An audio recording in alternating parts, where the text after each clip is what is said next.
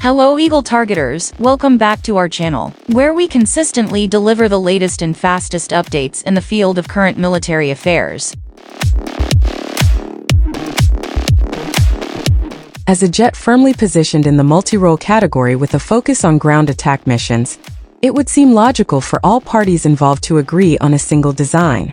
However, considering Britain, Italy, and Germany had only ceased hostilities a generation before the Tornado's debut, each nation insisted on its own variant with specific requirements.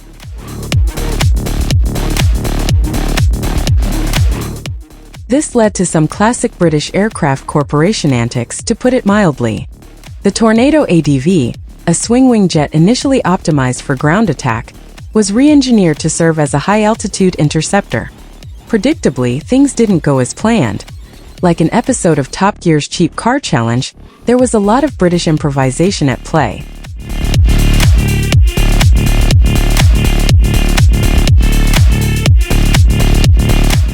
The Panavia Tornado IDS was a technological marvel when it first flew in 1974.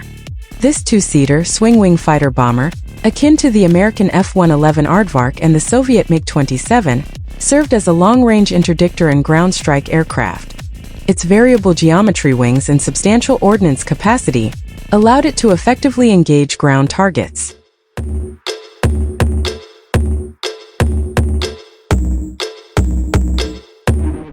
Powered by two Turbo Union RB199 three-spool turbofan engines providing 43.8 knots of dry thrust, the Tornado IDS could achieve speeds twice that of sound while maintaining stability at lower speeds.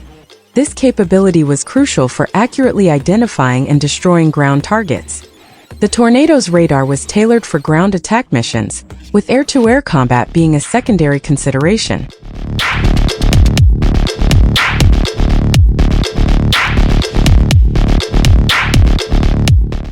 Given its design, the Tornado seemed an unlikely candidate for conversion into an interceptor, a role requiring it to intercept Soviet bombers over the North Sea. However, British aerospace engineers approached the challenge differently. The impetus for the Tornado ADV's design wasn't a whimsical challenge but rather the Royal Air Force's Air Staff Requirement 395 in the mid-1970s. This requirement aimed to replace the RAF's fleet of English Electric Lightnings and American F-4 Phantom IIs with a novel solution.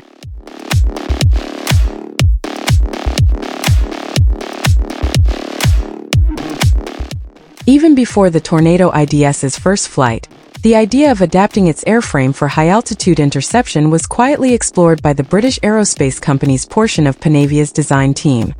Despite resistance from German and Italian counterparts, the production of the Tornado air defense variant was announced on March 4, 1976. It became an exclusively British project, as Airbus and Leonardo SPA wanted no part of it.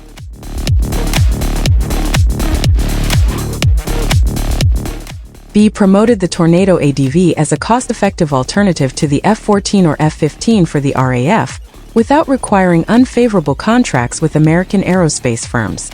However, retrofitting a fighter bomber with high-altitude interception hardware proved more complex than anticipated. The Tornado ADV, slightly larger than the final Tornado IDS variant, shared similar dimensions with the U.S. Navy's F-14 Tomcat. The extra size accommodated the I.24 Foxhunter pulse Doppler radar, optimized for medium to high-altitude interception.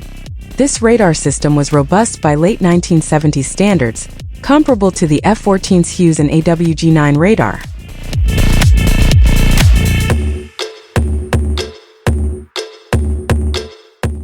The Tornado ADV boasted 10 hardpoints for mounting AIM-9 Sidewinders, B Skyflashes, and AIM-120 AMRAAM air-to-air missiles, along with a Mauser Beak 27mm revolver cannon. With a top speed of Mach 2.2 and a combat range of 1,853 kilometers, it lagged behind the F-14's top speed and ferry range, but still provided a valuable interception capability. The first British variant, the Tornado F2, was delivered to the RAF in November 1984. However, it lacked a radar due to delays and production issues with the Foxhunter radar. Instead, Panavia installed a cement ballast in its place, humorously dubbed the Blue Circle radar by RAF crews.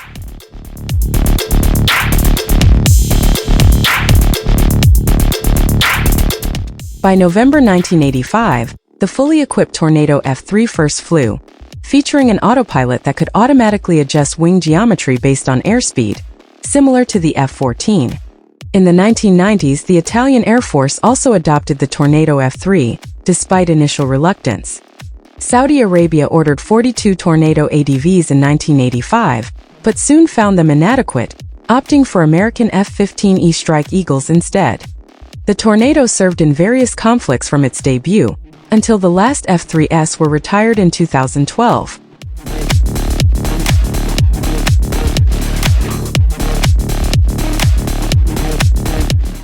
While the Tornado F2 was somewhat comical, the Tornado F3 was more capable, though it never fully escaped the shadow of the F-14 or the original Tornado IDS.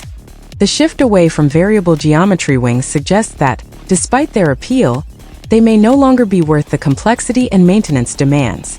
The era of swing-wing jets appears to be coming to an end, which, in a way, is a bit melancholy.